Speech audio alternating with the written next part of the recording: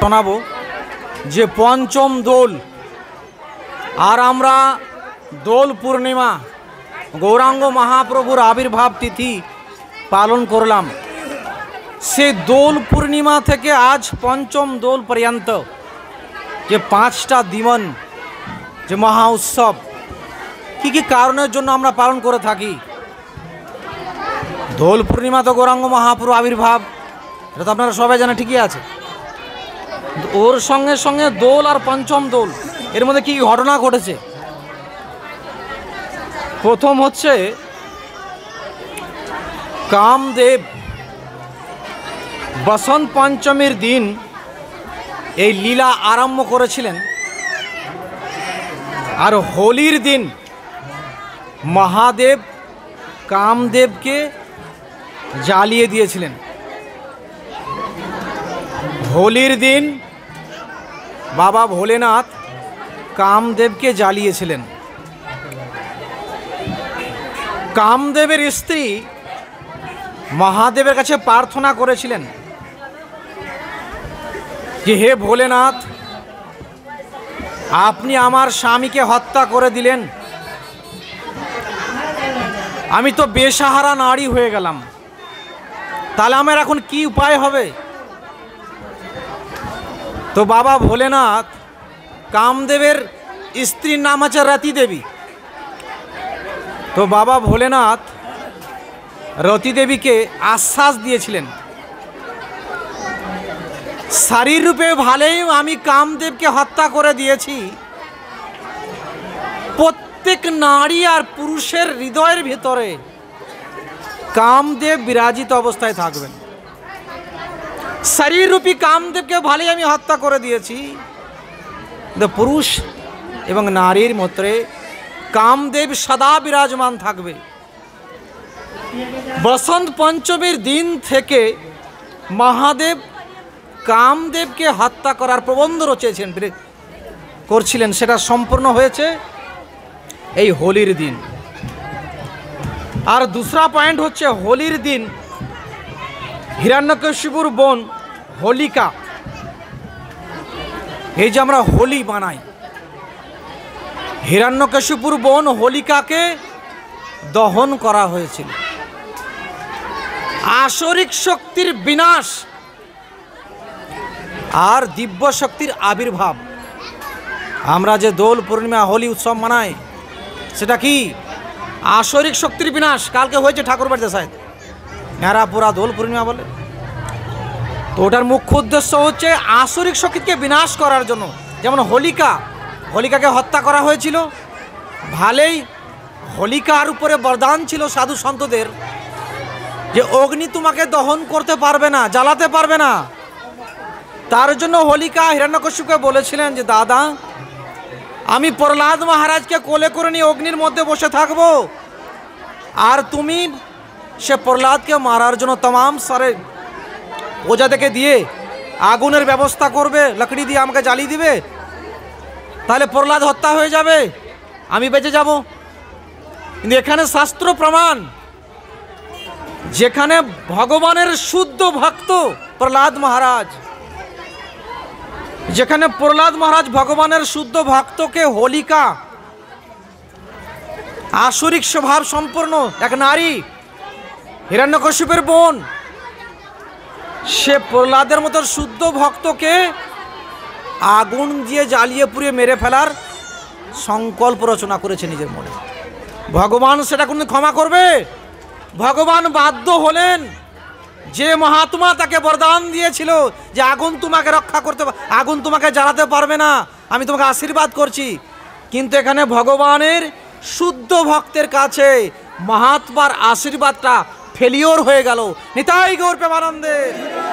তার জন্য হোলির দিনে আসরিক শক্তির বিনাশ আর ভগবানের শুদ্ধ ভক্তির প্রকারণ, সেজন্য আমরা হোলি সেই দিনটাকে আমরা মানাই। আসরিক শক্তির বিনাশের পরের দিন আমরা হোলি আর ধুলোটি, ওই যে রং খেলা খেলি, এটা আমরা ধুলোটি বলে, এটা আউট অফ বৃন্দাবনে ধুলোটি মানাই, রং খেলা, আসরিক শক্তির বিনাশ আর বৈষ্ণবদের বিজয়। এটা একটা বলতে পারেন বৈষ্ণবদের বিজয় উৎসব। হোলি খেলাটা বৈষ্ণবদের বিজয় উৎসব, আসরিক শক্তির বিনাশ আর বৈষ্ণবদের বিজয়। সেই জন্য আমরা এর গালে ওর গালে রং তো লাগাই, কিন্তু রং লাগানোর সময় কল্পনা করতে হবে যে আনন্দটা কোন পরম্পরা থেকে এসছে আর কি উদ্দেশ্যে আমরা রংটা খেলছি। আজকাল তো বলার মতো কিছু নাই, সব কিচ্চার দিয়ে, গোবর দিয়ে, तमाम সারে জিনিস দিয়ে রং মাখামাখি, এটা প্রবণতা নেই।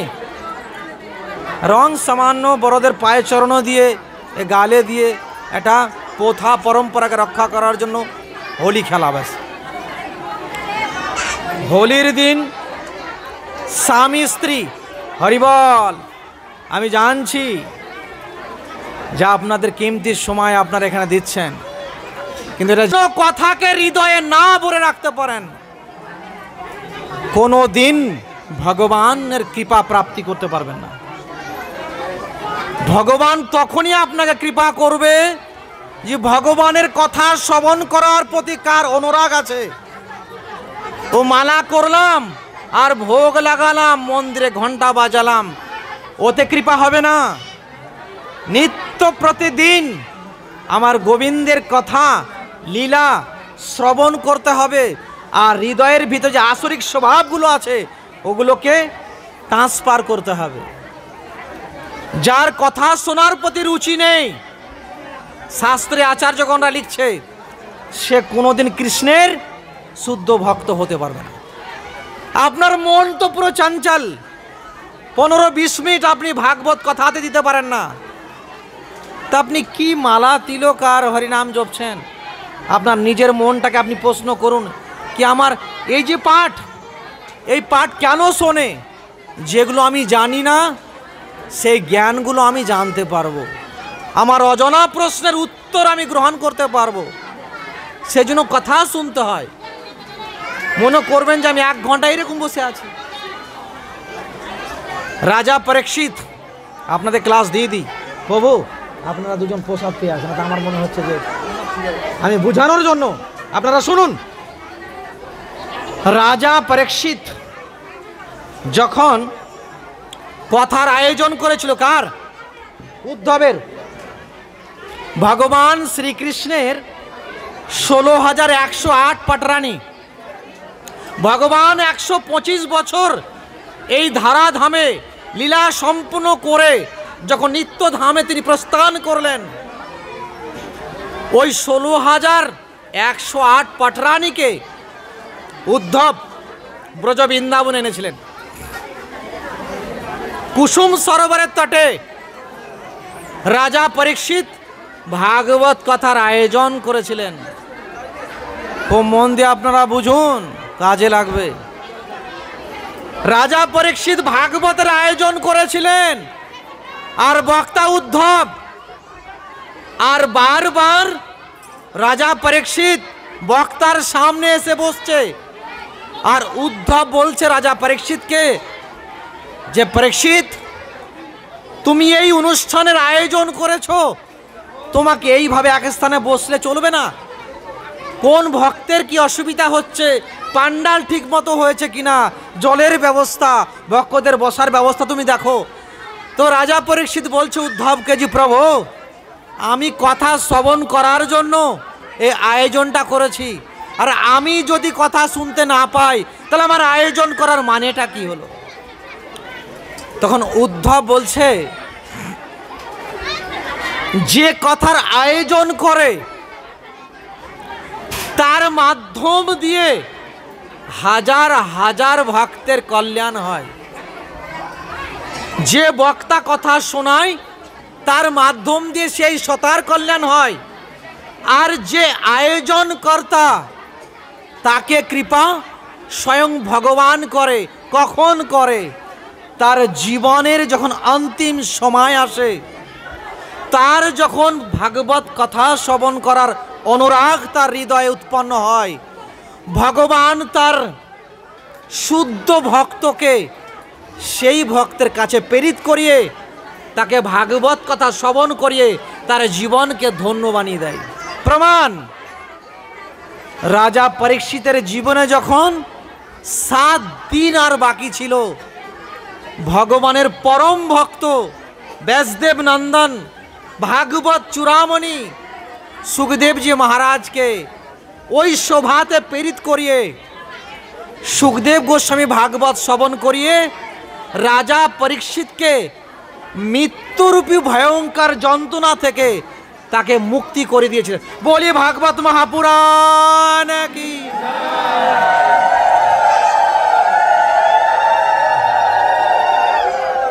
তার জন্য আপনারা, আমি প্রায় জায়গাতে দেখি যাহা কথা ওরায়, যেখানে কথা হচ্ছে মাইন্ড চঞ্চল হয়ে যায়, 15-20 মিনিট বসার পরে অধৈর্য হয়ে যায়।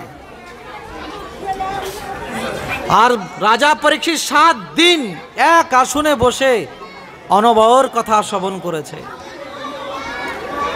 কারণ এই কথা ব্যাসপীঠ থেকে এমন একটা শব্দ উচ্চারণ হবে যা আপনার জীবনটাকে পুরো পরিবর্তন করিয়ে দেবে।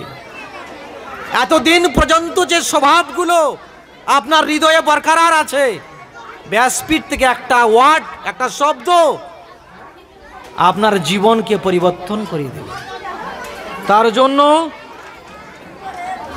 মনোযোগ সহকারে 15-20 মিনিট কথা শোনাতেন। আমরা জানি আপনারা সব কিছু জানেন, বলার কোনো প্রয়োজন নেই, ফিরবি এটা আমার ডিউটি। যখন অনুষ্ঠান হয়েছে, যদি ভাগবত কথা যদি 15-20 মিনিট না হয়, সেই অনুষ্ঠানটাকে সম্পূর্ণরূপে মানানো যায় না। তার জন্য কথা তো কথা। 2 মিনিট আমি গান বন্ধ করে দেন।